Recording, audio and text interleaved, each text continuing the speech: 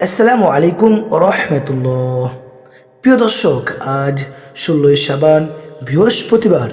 শাবান মাস এমন একটি সময় যখন রাসূলুল্লাহ সাল্লাল্লাহু আলাইহি ওয়াসাল্লাম বেশি বেশি ইবাদত করতেন।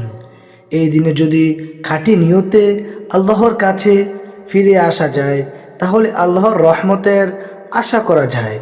আজ পড়ুন এই দোয়াটি মাত্র 11 বার।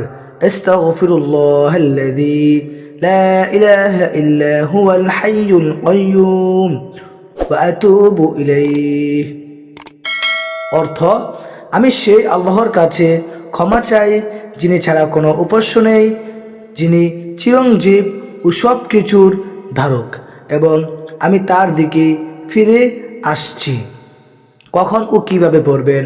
নামাজের পর অথবা একান্তরে বসে মনোযোগ ও অনুশোচনার সাথে মাত্র 11 বার পড়ুন।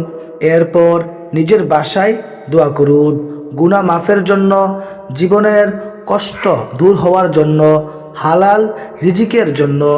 কেন এই দোয়াটি গুরুত্বপূর্ণ? কারণ এটি সহিহ ইস্তেগফার। আল্লাহ তাওবা গ্রহণ করেন। ইস্তেগফার রিজিকের বরকতের কারণ হয়। আল্লাহ চাইলে অন্তর হালকা হয়, দুশ্চিন্তা কমে, অভাব দূর হওয়ার পথ খুলে যায়। একটি গুরুত্বপূর্ণ কথা প্রিয় দর্শক, আমরা নিশ্চিত করে বলতে পারি না 11 বার পড়লেই সব গুনাহ মাফ হবে, কিন্তু খাঁটি তওবা ও ইস্তেগফার করলে আল্লাহর ক্ষমা ও সাহায্যর দৃঢ় আশা করা যায়। শেষ কথা, আজ 16ই শাবান নিজেকে আল্লাহর কাছে ফিরিয়ে দেওয়ার একটি সুন্দর সুযোগ। আল্লাহ তাআলা আমাদের সবাইকে খাঁটি তওবা করার তৌফিক দান করুন, আমিন। ভিডিওটি উপকার এলে লাইক দিন, শেয়ার করুন, চ্যানেলটি সাবস্ক্রাইব করুন। আল্লাহ হাফেজ।